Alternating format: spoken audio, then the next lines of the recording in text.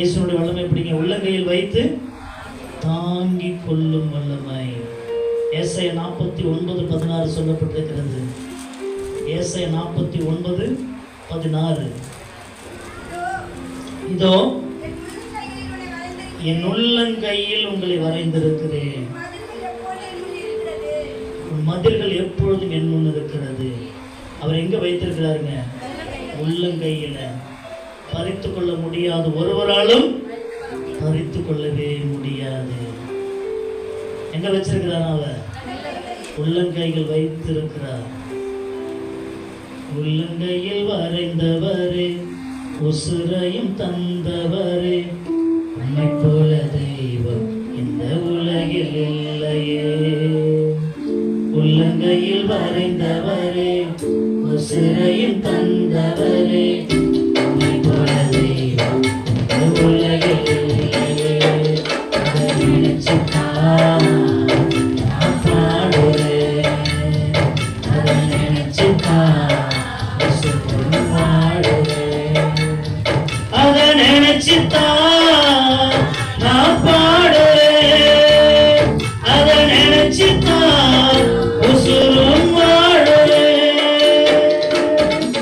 உள்ளங்கையில் வரைந்தவரே, உசுரையில் தந்தவரே, உம்மை போல தெய்வம் இந்த உலகில் இல்லையே. எங்க வைத்திருக்கிறவர்? உள்ளங்கையில் வைத்து தாங்கி வைத்திருக்கிறவர். அதை ஒருவரால் என்ன பண்ண முடியாதுங்க? பறித்து கொள்ள முடியாது. அதான் யோவான் 10:27-28 சொல்லப்பட்டிருக்கிறது. என் கையில் இருந்து உங்களை ஒருவரும் பறித்து கொள்ள முடியாது. ஆமென். யாருடைய கையிலிருந்து? இயேசு கிறிஸ்துவின் கையிலிருந்து ஒருத்தர் என்ன பண்ண முடியாதா? பறித்து கொள்ள முடியாதா? யோவான் 10:27-28. என் ஆடுகள் என் சத்தத்திற்கு செவி கொடுக்கிறது, நான் அவைகளை அறிந்திருக்கிறேன், அவைகள் எனக்கு பின் செல்கிறது, நான் அவைகளுக்கு நித்திய ஜீவனை கொடுக்கிறேன்.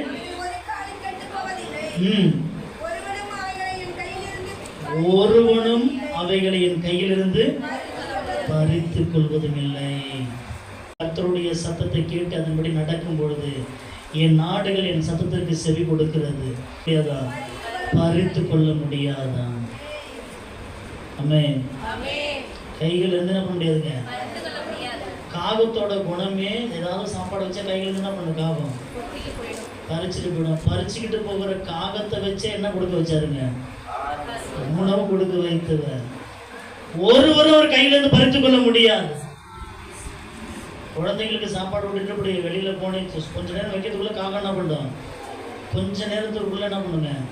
அது மட்டும் இல்லாம கூட்டம் கூட்டமா வந்துடும். அப்படிப்பட்ட காகத்தை வைத்து என்ன வைத்தவருங்க? போஷிக்க வைத்தவர். அதான் சொல்லப்பட்டிருக்கிறது, என் கையில் இருந்து ஒருவரும் உங்களை பறித்து கொள்ளவே முடியாது. ஆமென், ஆமென். பறித்து கொள்ளவே முடியாது. எபிரேயர் 13:5 சொல்லப்பட்டிருக்கிறது.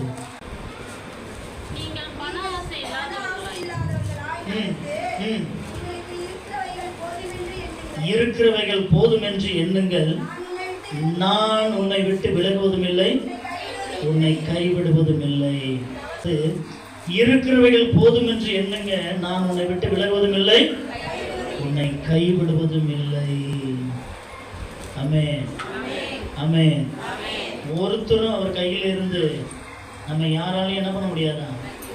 பறித்து கொள்ளவே முடியாதா? என்ன செய்ய முடியாதுங்க? பறித்து கொள்ள முடியாது. இன்னைக்கு நீங்களும் நானும் யாருடைய கையில் இருக்கிறோம்? கர்த்தருடைய கையில், இயேசு கிறிஸ்துவின் கையில்.